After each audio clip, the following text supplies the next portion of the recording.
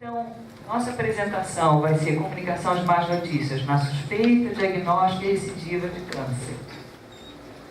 Então, eu vou apresentar mais ou menos os passos recomendados, né? Porque normalmente muito que falta na pessoa que vai comunicar uma notícia ou uma notícia de câncer é uma estrutura. Então, a pessoa fala, puxa, como é que eu vou dar essa notícia, como é que vai ser feito? Então, eu vou tentar mostrar o que se preconiza em termos de comunicação da má notícia. Então, apesar de todos os avanços no câncer, no tratamento, no acompanhamento, quando a gente escuta a palavra câncer, vários significados vêm à mente. A gente não consegue pensar de outra maneira, mesmo que seja colocado, olha, a perspectiva é boa, vai ter um tratamento. Não conseguimos deixar de pensar nisso, porque a gente tem um longo histórico da doença e algumas possibilidades de recidiva, outros se curam, mas sempre essa questão, o câncer, né? Então é uma palavra muito pesada. E, inevitavelmente, essas reações, quando aparecem, elas não vão ser só no paciente. As reações emergem tanto no médico, no outro profissional de saúde, no enfermeiro, seja lá em quem for que esteja dando essa notícia, quanto no paciente e suas famílias. Então, todos são afetados por essa palavra, por esse diagnóstico. E emoções muito comuns são a tristeza, né? Muitas vezes a tristeza pouco expressa, até o choro, né? É importante, o medo e a raiva. O pessoal tem muito mania de falar assim, isso aí eu não entendo muito bem as figuras que você coloca. Então, acho que a primeira está clara. O medo é porque você está numa estrada que você não sabe onde é que vai dar. Ela pode dar num dia ensolarado e tudo bem, mas também você pode ir para tempos, épocas tempestuosas, né? E a raiva, ela vem de um conjunto de experiências que você possa estar vivenciando, que acabam te fazendo realmente um turbilhão de pensamentos. E aquela pessoa que está dando a notícia é que vai receber esse impacto da raiva do outro.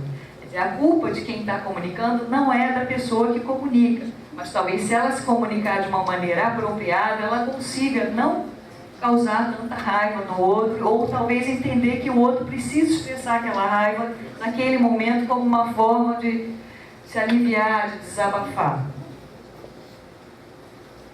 Então, uma coisa que é importante, então, termos em mente é que a comunicação da má notícia sempre vai ser muito afetada pelos sentimentos do profissional e a sua competência em responder às reações do paciente e das suas famílias. Ela também é extremamente afetada pelo ambiente em que está acontecendo essa situação e pelo sistema de apoio. Por isso que a gente achou importante estar fazendo essa triangulação para todos estarem bem representados aqui. A gente sabe que quando a comunicação ela é feita de uma maneira mais adequada, aumenta a capacidade do paciente e da família em planejar e lidar com a situação. Também há um incentivo de objetivos realísticos e maior autonomia, também um apoio emocional, fortalecimento da relação médico-paciente e maior colaboração, né? Claro que a criação do vínculo ela vai fazendo essa... Na verdade, o médico, o enfermeiro, seja lá quem tiver, o que é importante é que a equipe ela inclua o paciente, a família, como parceiros. Até tem nos Estados Unidos, o Browning, ele trabalha com crianças em situações de oncologia pediátrica, e ele sempre traz pacientes e as famílias para as discussões dos casos. Então, todos se manifestam, desde os profissionais até a família. Então, fala, olha, eu gostaria de ser tratada assim, eu não gostei disso. Então, eles aprendem com as experiências dos outros e, ao mesmo tempo, vão podendo promover a comunicação dentro da situação vivenciada. Quais são os maiores problemas que acontecem no dia a dia, demonstrado nas evidências científicas? Primeiro, essa falha em responder às emoções de quem está presente. O que acontece é que, às vezes, a pessoa, por medo de não saber como lidar com as emoções, ela passa rapidinho por isso, não reconhece a emoção e não trabalha as emoções ali. Outras falhas seriam comunicar a notícia por telefone, que diminui a conexão humana e pode ter interpretações diferentes, comunicar em local público, com linguagem imprecisa, para tentar amenizar o golpe, né? Não demonstrar o que é realmente, se fica tentando contornar. E então a falta de clareza, ela acaba que compromete muito a compreensão. Outra coisa é falha em desligar o telefone, você está começando a conversar e aí é interrompido e outra pessoa entra. Então, isso é visto como um desrespeito extremo, desconsideração. Falar demais, às vezes a pessoa já começa e fala, olha, você tem isso e assim, é assado. Mas ela não deixa nem o paciente pensar. Não só falar demais, mas também precocemente, né? E o que é importante, que está bem evidenciado, é que o silêncio ele é fundamental. A gente precisa do silêncio para dar os próximos passos. Ser otimista ou pessimista demais acaba também prejudicando, e a gente tem que ter um equilíbrio entre ser sincero e honesto, né? E ainda assim estar mostrando os caminhos e as possibilidades. E outra coisa que é muito problemática é tipo quando começa alguém a chorar, não, vai dar tudo certo, está tudo bem.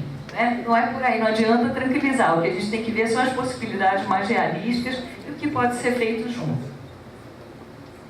Bom, a fim de estruturar essa abordagem em diversos momentos, existem vários protocolos, né? Com recomendações ou de passo a passo, com método mnemônico. Então aqui eu só trago 3 exemplos e eu vou me ater mais a um deles, porque quase todos vão abordar a mesma coisa. Então, antes de mais nada, uma coisa que é importante é a gente saber que, se você tem a suspeita, é ser muito claro e honesto, tanto com as possibilidades positivas, quanto com a possibilidade do câncer. Às vezes a gente pede exames, vocês conseguem chegar? As possibilidades, às vezes, dos exames, a gente tenta só colocar o que pode dar de positivo, a gente esquece de acenar para a possibilidade daquela biópsia poder dar, né, um indicativo de câncer que a gente possa ter que investigar. Então, se você já consegue se comunicar na suspeita de uma maneira apropriada, na hora que for feito o diagnóstico, a pessoa já vem mais ou menos preparada. Bom, o que se recomenda o diagnóstico inicial e recidiva? Então, vem 3 exemplos de protocolos, fora vários outros que tem. Mas vocês já devem ter escutado muito falar dos PAICs, também tem o ABCDE e tem o protocolo dos 6 passos. E eu, só para demonstrar para vocês, eles são mais ou menos muito parecidos, né? O de 6 passos, a preparação, o paciente já sabe, quer saber, compartilhamento de informação, respondendo a informação e acompanhamento. Depois eu vou voltar para isso, só para mostrar o que cada um deles... Mesma coisa, os PAC, estabelecendo a entrevista, avaliando a percepção do paciente, e vão passos muito parecidos ainda. E o ABCDE também. O que eu tentei trazer? Eu trouxe os 6 passos, acrescentando alguma coisa que pudesse não estar contemplada nele em relação a esses passos. Bom, então sempre tem preparo, vocês viram preparação. O que é importante a gente fazer antes de chamar o paciente e convidá-lo para entrar? Se a gente já tiver os resultados, né? Mas mesmo quando não tem, a gente revê bem o prontuário. Então, sempre rever as informações relevantes, porque se eles forem perguntar alguma coisa, se a família for perguntar, você fala, não, peraí um momentinho, eu vou dar uma olhada no prontuário, mostra que você realmente não estava preparado para atender eles de uma maneira mais adequada. Garantir um local privado, tempo sem interrupções, preparar o ambiente, né, para estar mais acolhedor, pensar sobre o que e como vai conduzir a consulta, e também se preparar emocionalmente. Se a gente pode fazer isso, puder fazer isso, melhor. Né?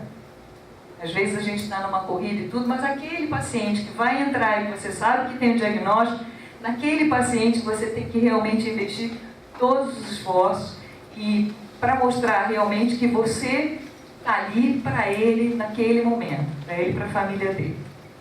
Né? Bom, Depois, então, quando começa o encontro, se for a primeira vez, você vai ter que se cumprimentar, se apresentar, né? Fazer todo um acolhimento, ou se for a continuidade do tratamento, é a recepção, como a gente faz, né?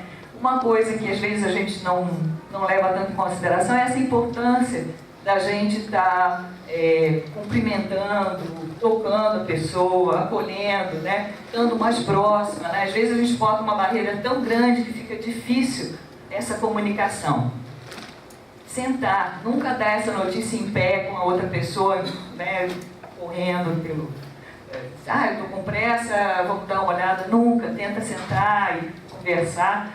Ouvir as respostas verbais e também ficar observando o que não está sendo comunicado verbalmente, que são as respostas não verbais, as expressões, a posição da pessoa, como é que ela está reagindo.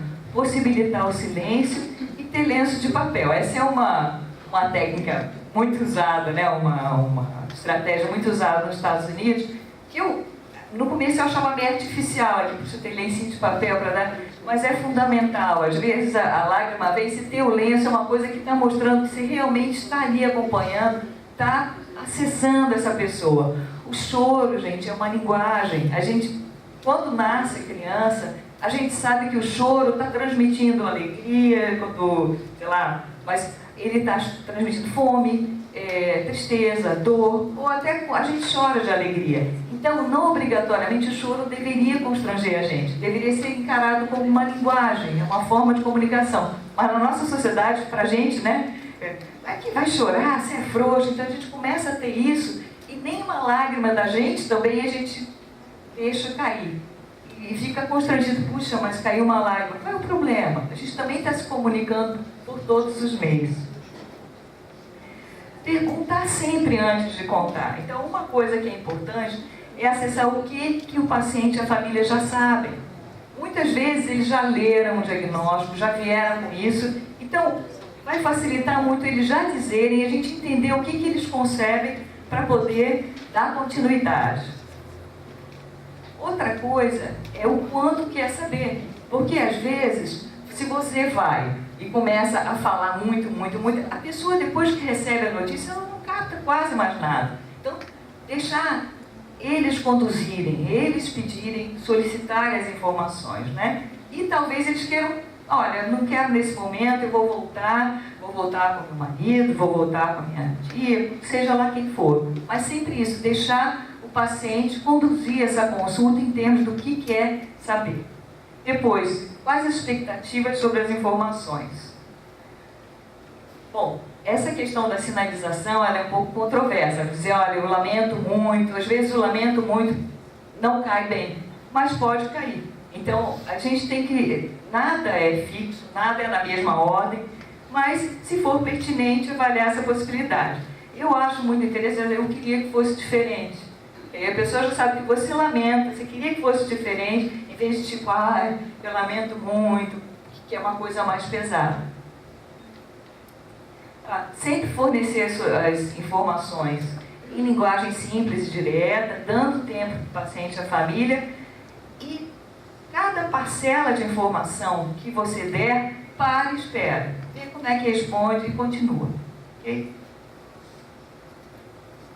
Essa é a parte que eu acho que é mais importante, que é saber responder às emoções. Quer dizer, reconhecer que a emoção está lá presente e saber responder a ela.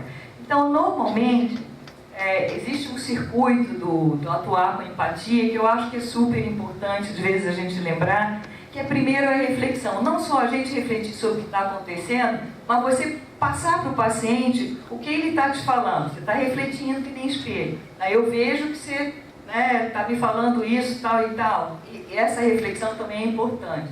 Mostrar esse respeito para aquela situação, legitimar, puxa, nessa situação que você está, é realmente difícil, todo mundo se sente assim, é muito difícil mesmo, quer dizer, é validar o sentimento dele. Mostrar o apoio, o suporte que você está dando, e esse apoio, geralmente, é tipo assim, olha, nós vamos ver juntos, em parceria, o que a gente vai poder fazer, é sempre mostrando essas possibilidades de continuidade junto com você. E essa parte do apoio ela significa dizer o seguinte: nós não vamos te abandonar. A gente pode te encaminhar para cá, para lá, mas nós estaremos juntos, né? Tá? Muitas vezes, quando vem um choro, assim, que você não sabe lidar, é tentar entender o que mais preocupa a pessoa. Às vezes é a filha: será que eu vou ver o meu neto crescer? Será que meu marido precisa ser cuidado? Tentar entender o que está passando na cabeça da pessoa naquele momento. E o prognóstico, certos pacientes e famílias, eles querem saber detalhes. Essas pessoas que querem saber mais detalhes, elas querem se planejar para o futuro. Outras, elas ficam tão chocadas que elas não querem saber mais nada. Então, para essas pessoas, as informações devem ser mais gerais, menos detalhadas, né? E sempre perguntar quão específico você quer que eu seja, que experiência você tem com outras pessoas que tiveram essa doença e o que lhe disseram. E tentar ser realístico sem tirar a esperança. Isso aqui, falta só um minuto. Quando comunicar o prognóstico, aí é uma coisa que não sei se vai ter tempo para discutir, mas eu acho que vai variar. Mas pesquisas mostraram que às vezes os pacientes querem saber mais ou menos o tempo que eles têm para eles poderem se planejar.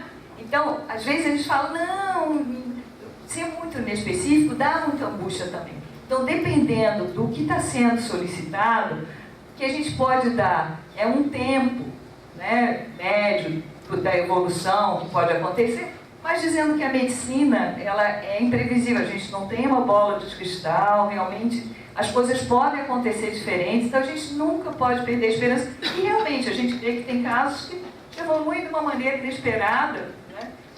E algumas frases que eu estou trazendo é que eu acho que é interessante. Então, precisamos esperar o melhor e, ao mesmo tempo, nos planejarmos para o pior. Não podemos predizer surpresas e deveríamos nos planejar caso algo aconteça. Eu acho que é uma coisa que é concreta, né, dentro de um tempo que está sendo dado, baseado em evidências, mas saber que nada é tão previsível como os dados, né? Porque para aquela pessoa, ela é a pessoa e pode ser diferente. Então, já finalizando, que eu também já estou finalizando o meu tempo, o final é muito importante. Depois que a pessoa escuta a primeira notícia do diagnóstico, ela já não capta mais nada, por mais que tenha dado silêncio e tudo. Então, é sempre importante resgatar o que ela tem de planos, o que a gente vai fazer. Então, estabelecer a parceria, um plano concreto mais imediato. Agora eu vou ligar para tal pessoa, vamos fazer aquilo. Tudo que possa ser mais imediato. Não adianta pensar muito a longo prazo. Pergunte se o paciente quer continuar a discutir o plano, garanta o suporte, aquela história: não vou te abandonar. Isso depende muito do nosso comprometimento, da nossa presença real, e que, infelizmente, graças a Deus, o Ronaldo vai abordar. Muitas vezes a gente não vê esse comprometimento no dia a dia profissional, e é uma das coisas que realmente prejudica essa credibilidade até nos médicos. Tá? Então, sempre depois a gente vai resumir o que foi falado de mais importante e finalizar a consulta. Ela é muito importante saber o seguinte: contato. Como é que você vai contactar a equipe? Como é que você pode conversar com o médico? E o paciente tem condições de voltar para casa? Ele quer alguma ajuda nossa para algum contato que ele vai fazer, para alguém vir buscar? Porque muitas vezes a pessoa sai de lá tão desesperada que ela, apesar de ter câncer, ela vai morrer atropelada, porque ela não teve condição nem de sair, de pensar. Então, acho que essa preocupação começa dali, né? Desde a hora que recebeu, o que eu posso fazer para facilitar esse caminho? Tá? E depois, quer retornar para pegar informações, ter mais informações mais detalhadas? Quer trazer alguém? Como e quando?